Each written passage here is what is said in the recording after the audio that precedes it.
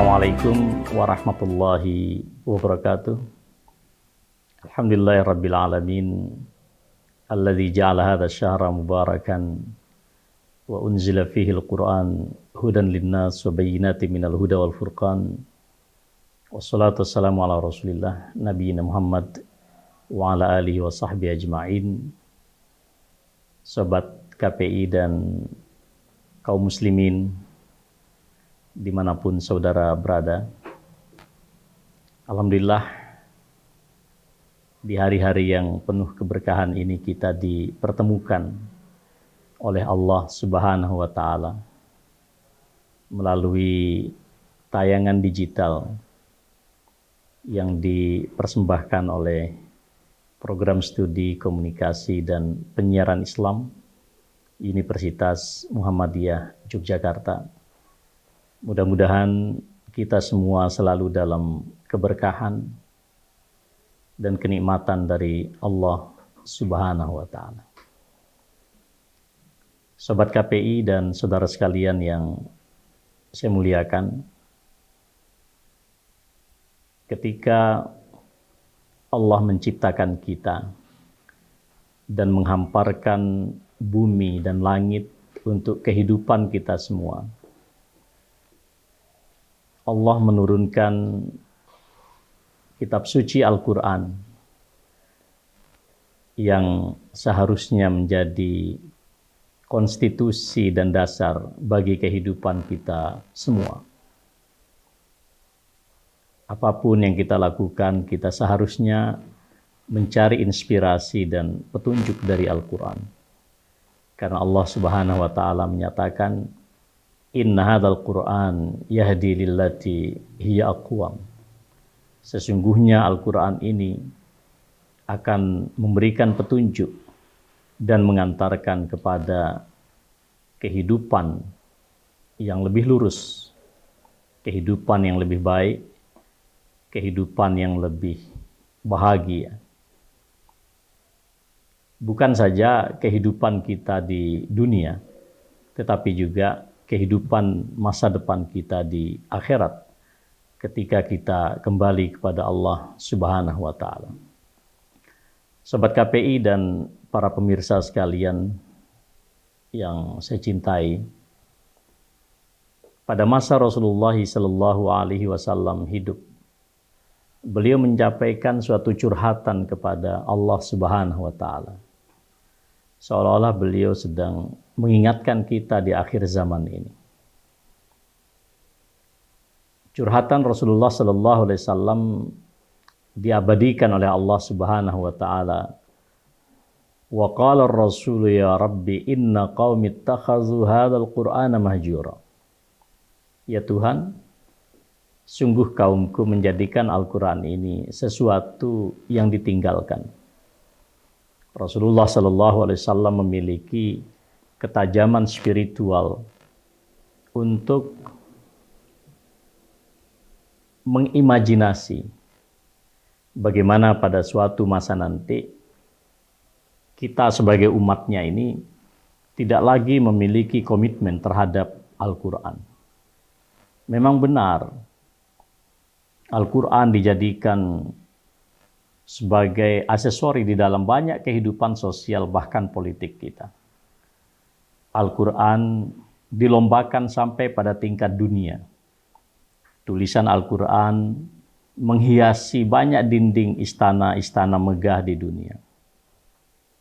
Tetapi Al-Quran yang diperlakukan sebagai aksesori itu tidak konkret di dalam kehidupan kita. Apakah kehidupan pribadi kita, kehidupan keluarga, bahkan juga dalam kehidupan berbangsa dan bernegara kita.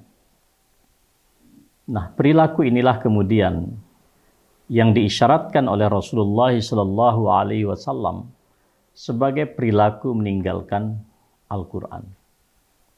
Kita tidak menjadikan Al-Quran sebagai the way of life kita. Al-Quran tidak menjadi paradigma kehidupan kita. Al-Quran tidak menjadi perspektif, tidak menjadi cara pandang kita di dalam menghadapi berbagai macam persoalan dan realitas kehidupan kita.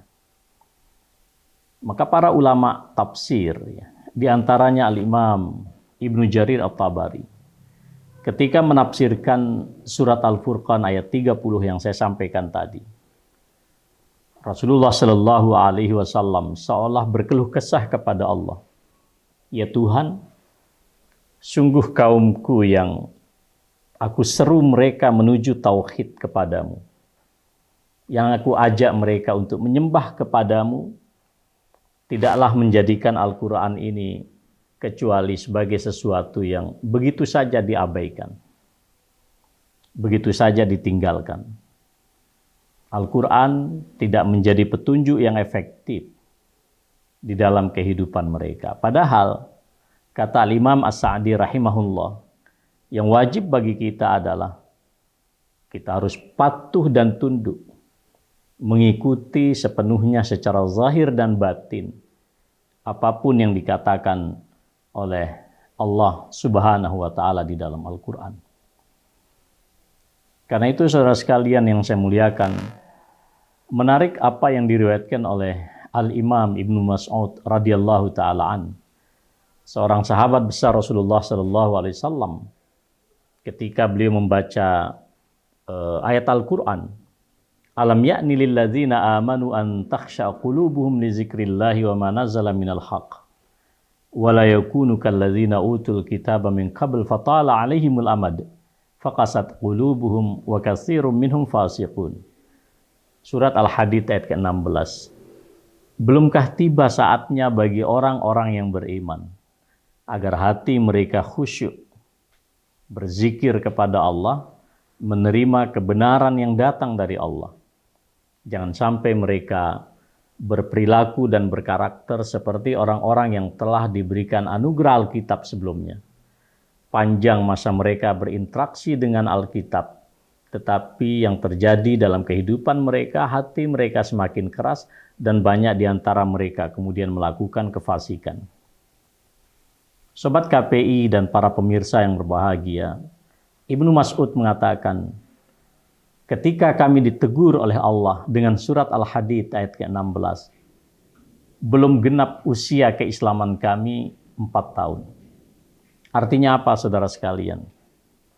Allah sudah menagih janji kepada para sahabat yang mulia. Kalau kita terjemahkan secara bebas, mungkin Allah mengatakan, kalian butuh berapa lama lagi waktunya untuk bisa khusyuk menerima kebenaran dari Allah? Berapa waktu lagi yang kalian butuhkan sehingga kalian patuh dan tunduk kepada paradigma Al-Quran? Berapa waktu dalam kehidupan kalian yang kalian butuhkan sehingga kalian betul-betul mengikuti apa yang digariskan oleh Al-Quran? Sobat KPI dan saudara sekalian yang saya cintai, hari-hari ini waktu yang baik bagi kita untuk merenung dan bermuhasabah. Seberapa kita menjadikan Al-Quran sebagai imam dan pemimpin kita. Kita selalu berdoa, waj'alhu lana imama wa nuran wa hudan wa rahmah. Ya Allah, jadikan Al-Quran ini sebagai pemimpin bagi kami. Jadikan Al-Quran ini sebagai hidayah bagi kami. Jadikan Al-Quran ini sebagai cahaya dalam kehidupan kami. Kita sering mengucapkan doa ini. Maka hari-hari Ramadan adalah waktu yang tepat agar kita semua merenung seberapa kita menjadikan Al-Quran sebagai paradigma dan jalan bagi kehidupan kita. Saya kira demikian, Sobat KPI dan saudara sekalian yang saya muliakan. Mudah-mudahan ada manfaatnya. Nasrun minallah wa fathun qarib wa basyiril mu'minin. Wassalamualaikum warahmatullahi wabarakatuh.